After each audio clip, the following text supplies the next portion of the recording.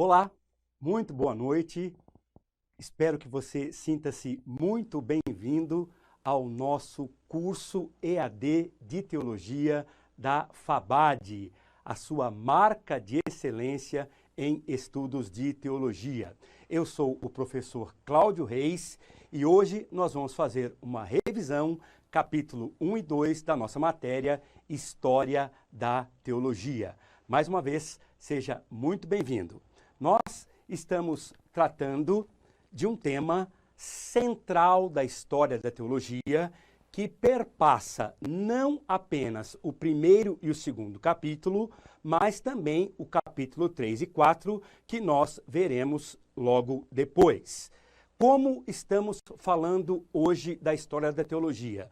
O nosso tema da aula é Revisitando a História, Questões de Cristologia.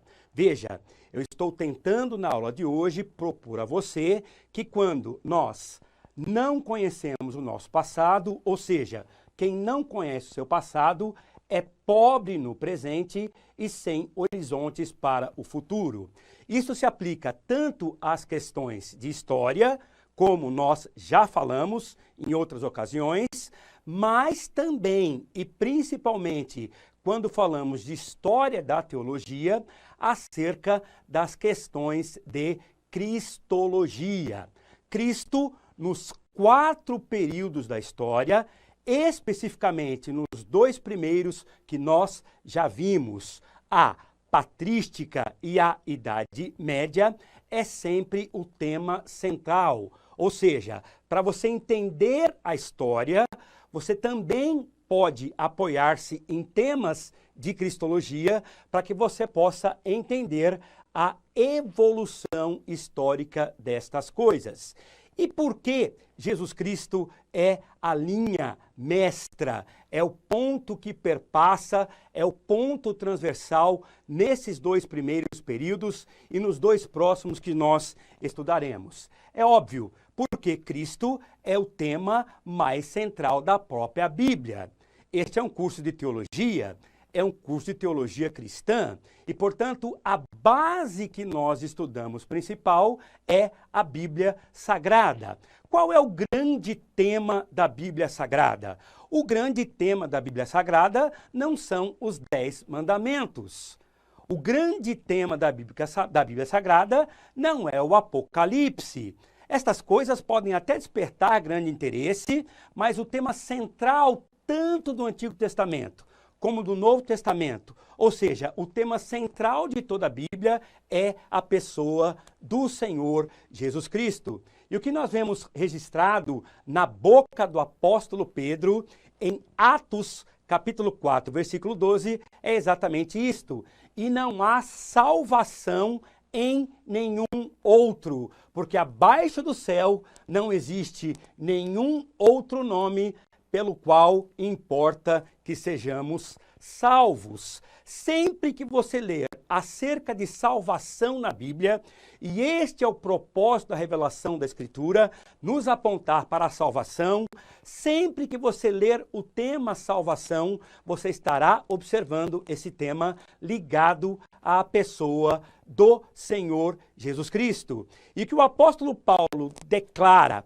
o apóstolo Pedro declara com todas as letras não há outra possibilidade. Na revelação bíblica, Jesus Cristo é sempre o tema central. Sendo assim, o tema central da revelação é também o tema central de toda a história da teologia.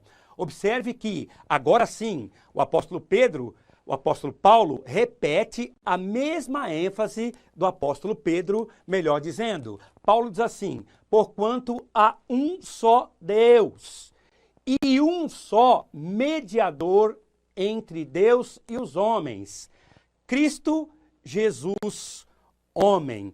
A ênfase apostólica, a ênfase dos primeiros que creram, dos primeiros que seguiram a Jesus e que formataram a fé, sempre foi esta. No texto anterior, o apóstolo Pedro afirmando, só há um nome pelo qual importa que sejamos salvos.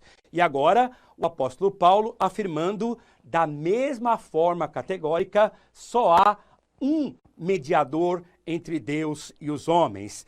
É por isso que você deve prestar atenção nos temas de cristologia, porque a cristologia diz respeito à salvação na pessoa do Senhor Jesus Cristo. Você pode ter curiosidade acerca de qualquer tema bíblico, a inspiração, os profetas, as poesias dos salmos, mas não esqueça que o tema central por trás de todos esses temas e que une todos os temas da Bíblia é a pessoa do Senhor Jesus Cristo como o Salvador dos homens. Esta foi a fé apostólica. E aqui nós já temos um elemento bastante curioso ressaltado pelo apóstolo Paulo, que este mediador, sendo único, sendo apenas uma pessoa, o Senhor Jesus Cristo, ele é Cristo Jesus, homem.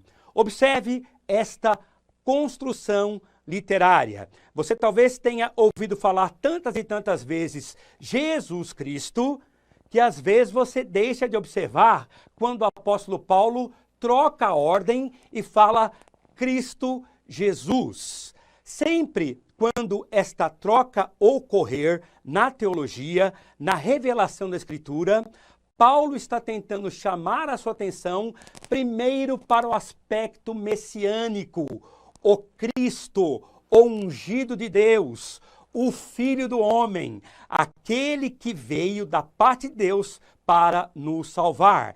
E de forma muito curiosa, o apóstolo Paulo, nessa sentença, está chamando a atenção para isso. Ele não diz Jesus Cristo, ele diz Cristo Jesus, trazendo a ênfase primeiro para o Messias, primeiro para o ungido de Deus. Nisto, você já pode perceber com toda clareza como Jesus, ele é o tema central da Bíblia, a estrela mais brilhante do céu, aquilo que sempre deve chamar a nossa atenção.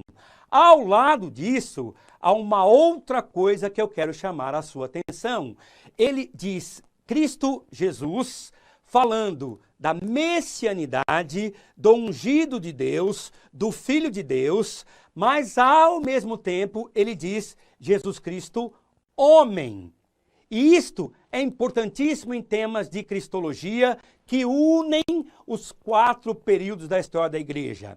O apóstolo Paulo, a teologia bíblica do Novo Testamento e a história da teologia sempre colocaram esta ênfase. Cristo, Jesus, homem. Ele não é apenas o verdadeiro Filho de Deus, mas ele foi homem em toda a acepção da palavra. E por que aqui é tão importante você perceber o Cristo ungido nas questões divinas de Jesus e o homem, o encarnado, o filho de Maria, o filho de José, aquele que andou entre nós. Perceba, se nós precisamos de uma mediação entre Deus e os homens, a parte mediadora, a parte que faz a mediação, tem que entender quem é Deus. Por isso Cristo Jesus, o ungido de Deus, falando da parte de Deus.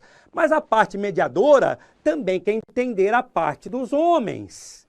Se você vai a um advogado, se você procura um mediador advogado para fazer uma mediação em um conflito, ele tem que entender das duas partes. O que Paulo está chamando a sua atenção aqui, na cristologia, que foi um tema muito debatido em toda a história da igreja, é exatamente isto. Cristo ungido, aquele que é da parte de Deus, mas homem, aquele que encarnou, aquele que teve a mesma vida minha e sua, a mesma dimensão humana minha e sua, porém sem pecado. E nestas questões que vão se desenvolvendo na história da teologia, logo no primeiro século, especificamente do primeiro e em decorrência das discussões do primeiro século, no segundo, no terceiro e no quarto, nós temos as questões desta pessoa pregada. O verbo pregar aqui, usado pelo apóstolo Paulo, quando escreveu aos Coríntios, na sua primeira carta, capítulo 1, verso 23, é o verbo nós pregamos a Cristo crucificado. Chama a sua atenção para este verbo pregar, porque aqui não diz respeito apenas a uma conversa que se tem acerca de Jesus Cristo. Aqui não diz apenas acerca de um